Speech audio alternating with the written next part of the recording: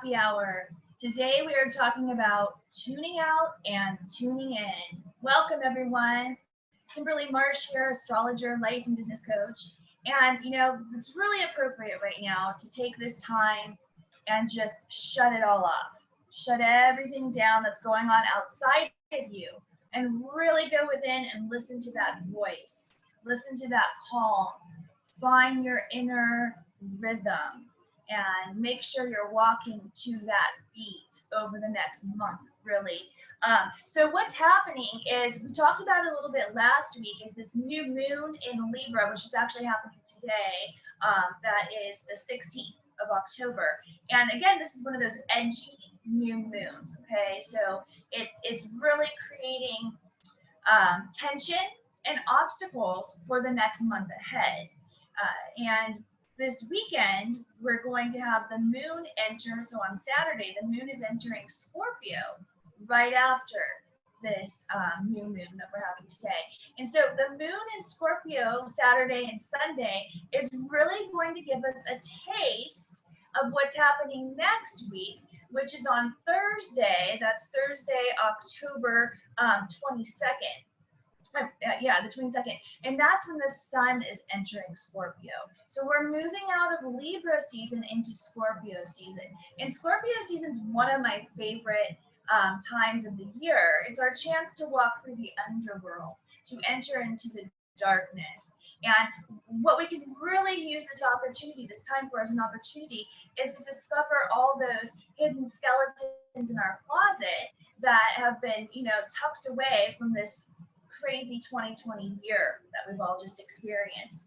And why it's important to really tune everything out and tune in before we make this descent into the underworld is because the underworld can be very tricky. It can be a very tricky place. And the sign of Scorpio is a tricky sign. It's very sensitive.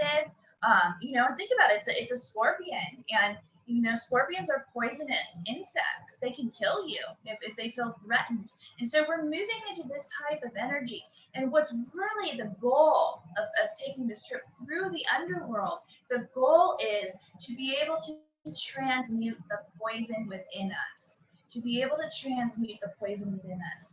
And in order to do that, we have to be very clear-headed so we can see what the poison is and to make sure that we're not taking any more poison in. And everything that's happening outside of us right now, we talked about it last week, we now have Mercury retrograde in Scorpio. So there's going to be a lot of misinformation, a lot of heated communication that's going to be occurring during this time. And if you can just stick to your own little, box, your own little world, your own little space in your life, and take this time and quiet yourself and go within and sort of, stop all that's within you that is not what you want to carry around. Because when the sun enters Sagittarius at the end of November, that's when we're going to get to shine light on it. So the more we can excavate and the deeper we can go into this and really pull out everything that we don't want to take forward or carry around anymore, and to transmute that, to transform that poison and to, release it, then that's going to free us up for a bigger, brighter 2021. And again, I keep talking about this mid-December when Jupiter and Saturn are entering into Aquarius.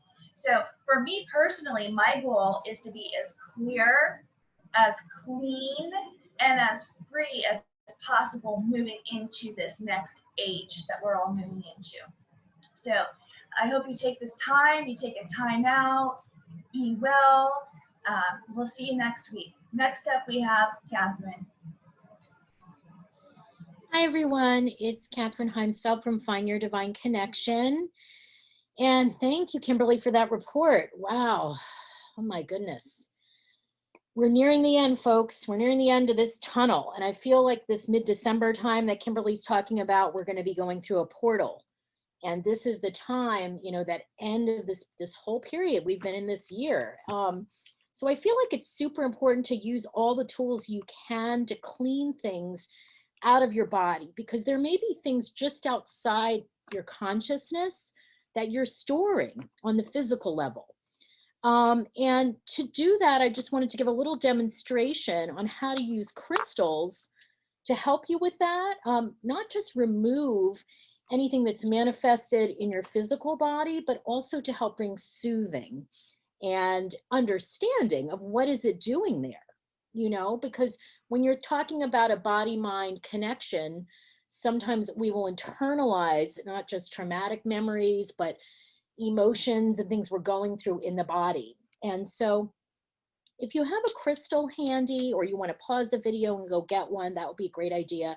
For the purposes of this exercise, I think amethyst or rose quartz would be a really wonderful thing. I have a rose quartz wand. I have a big piece of rose quartz here that'll be really lovely, and a black amethyst. And then this lavender amethyst, it's my favorite. So what I would like you to invite you to do right now, if you're comfortable, is just take a seat, if you have your crystal, and just take a deep breath in and out. And as you hold the crystal in your hand, just set the intention that this crystal is going to bring healing and give you information about whatever it is that you're holding in your body that needs to be released. And then as you're closing your eyes and hold the crystal, just scan your body right now for any area where you're feeling stress or tension. For me in particular, it's been my ovaries. And being a menopausal woman, you know, it still goes on down there, ladies. It still happens. I actually got a period for the first time in 3 months. Hopefully that's not too much information, but you know, when I was experiencing that pain and I couldn't figure out, I thought, well, I thought this was all over. So I took the crystal, and again, wherever you're feeling it, it could be your throat, your heart, your hand, your leg, but just take the crystal and put it on that area and just gently press and just breathe into it. And then just imagine a beautiful white light pouring down through that crystal, because crystals conduct energy. And they're powerful healers, but they do what we tell them to do. So amethyst is one of the master healing crystals. Just imagine that light is going through that crystal and into that area. And just take a moment to breathe deeply and help that crystal amplify the light going into that area of your body.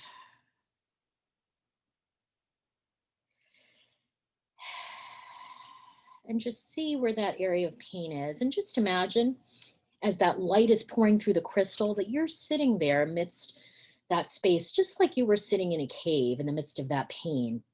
And imagine that pure light, pure emerald healing light, pure violet light, emerald being a healing color, violet being a transformational, high vibrational color, are pouring through that crystal and going in and just dissolving like a laser that darkness. And as that darkness, that's that pain, or maybe it's not dark in your body, maybe it's, you know, a different funky color, I don't know, but whatever color it is, just imagine that that crystal is kind of absorbing it and sucking it out. And as you're sitting there amidst that, look around and just ask, what is the message of this pain? What am I holding here? What am I releasing? And what is the gift and the medicine of this pain? Because our body keeps the score, you know, that's a very important book that's out there right now. So as you get that information, or maybe the information doesn't come to you in the form of words, but maybe it comes to you in the form of a picture or a feeling, but just take that in and give thanks for whatever it is this ache or pain or issue is teaching you.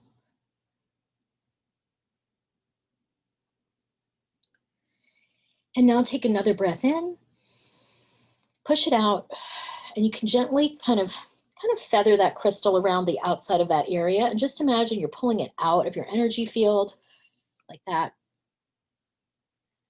throwing it up into the cosmos, blowing the crystal to clear it, and then inhaling and exhaling, and slowly coming back to the room.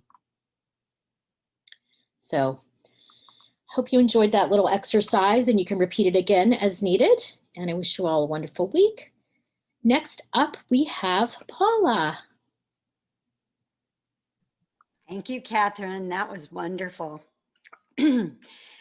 Well, I was reading recently that human beings are designed to be able to deal with, to know about, and to handle, and to have interaction with others in a sphere of their own village and maybe about 10 miles out from there. Well, thanks to the internet these days, as we all know, we know what's going on in every village, in every city, with everybody in the world. And it's a lot of overwhelm. It's way, way, way more than we were designed to be able to cope with.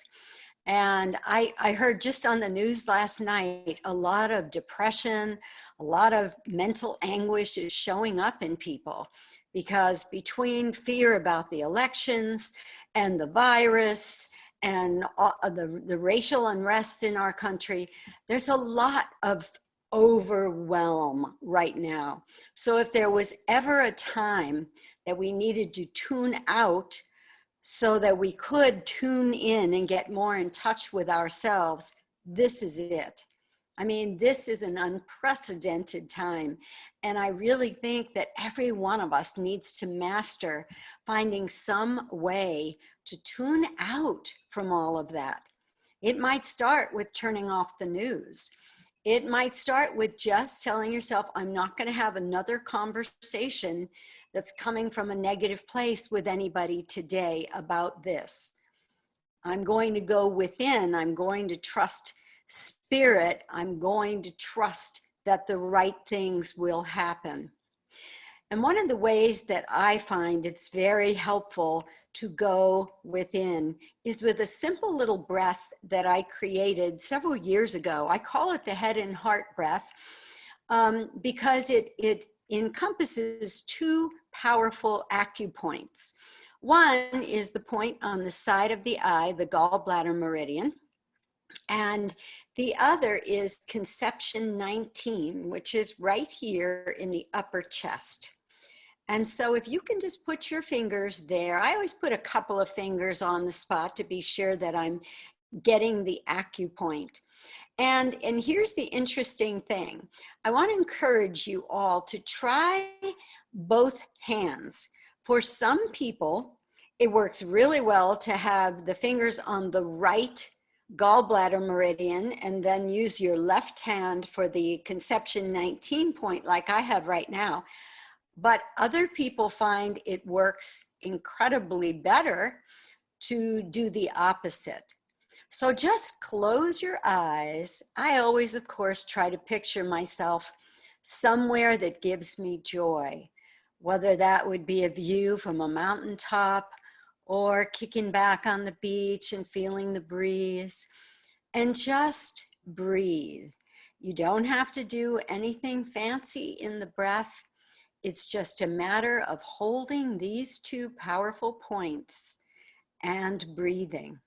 Remember, we're always putting electrical output from our fingers, our palm chakras. There's electrical output going on all the time.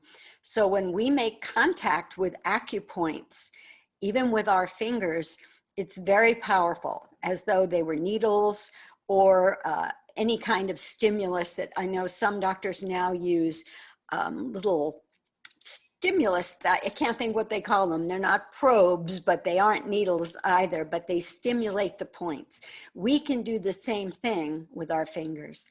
So when you're feeling like it's all too big and too much, it might be time to just tune out so you can tune in and try the head and heart breath. I think you'll like it. It's very simple and you can pretty much do it anywhere. All righty, next up, Carrie. Thank you so much, Paula. That was really beautiful. I could have stayed there for a lot longer doing that breath. So hi, I'm Carrie Berkey. I'm the author of the Free Spirit Guidebook. And when Kimberly said the theme was tune out and tune in, I knew that I had written that same word at the intro. So I'm going to do something a little different, but I'm just going to read a little bit from the book. The beginning, it says, the goal of the work I'm sharing is to help you learn how to handle specific ups and downs of life with more grace and ease. You will learn how to tune out to the world around you and tune in to your inner wisdom. You will have resources to change your mood, your thoughts, your breath, and your life. So now that Kimberly's kind of shared like the astrological aspect and saying that we're kind of going into the Scorpio season and like a little bit of an underworld and darker, the lesson I want to share today, I think, is perfect because I feel like you might want a guide during this journey through the underworld. And so I have a lesson in this book called, it's Naming Your Higher Self. So I have a quote at the beginning of each one. So I'm going to start by saying, it says, take a moment today and purposely connect with your higher self. It is the part of you that is always connected with Source. It is filled with love, compassion, and wisdom. It holds no judgment or fear. It is you in your purest form of light. And that is by Laurel Bleeden Maffei. So we're going to do a little connecting with your higher self. So I just want you to just kind of roll your shoulders, take a couple cleansing breaths. So inhale through your nose, exhale out of your mouth. Just relax a little bit. I mean, after what we just did with Catherine and Paul, you're already feeling relaxed. But again, kind of getting back there. And I just want you to close your eyes. If it feels good, you're going to take deep breaths. If it feels better just to have your breath be relaxed, do that. So I'm just going to lead you through this. So have your eyes closed. When you're seeking guidance or direction, it can be so much more fun when you have a name for your higher self. When you think of your higher self, I want you to think of yourself on an energetic level, the version of yourself you think of when you tune into your heart and your soul. I like to picture my higher self as a bright light above my head. You might already have a different interpretation, and that is wonderful. If you don't have any sort of connection or idea of your higher self, we're going to try this activity to simply allow it to emerge, maybe right now or over time. So I want you to stay open to what shows up. So since I was saying tuning into your heart and soul, that feels good. You might want to put your hand over your heart. It might feel nice to put it over your solar plexus, whatever feels good. You might also just like to have your palms facing up, kind of in a gesture of being open to what shows up. And so now I want you to take some time right now to imagine yourself as light. See this light as the truest and purest version of yourself. The version of yourself that is not defined by your birth name, the color of your skin, where you live, etc. Once you get this image of yourself as light, notice if a name shows up. You might even want to ask, what is the name of my higher self? And I want you to stay open to any possibilities. A name might have shown up right away. You might get hints later. For the name of your higher self, it might come from a song, it might come from a billboard, or even a dream.